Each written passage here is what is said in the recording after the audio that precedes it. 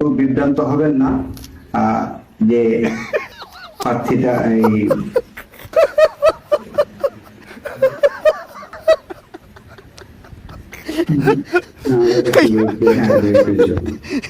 যে আমাদের জন্য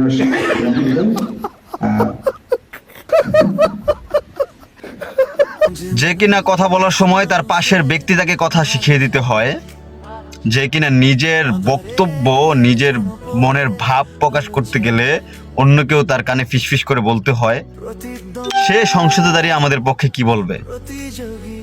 সংসদে যাবে তো ওই মানুষ, যে মানুষ আমাদের কণ্ঠ হয়ে সংসদে সবাইকে আমাদের কথা বলবে, আমাদের সমস্যার কথা বলবে, আমাদের দুর্দশার কথা বলবে।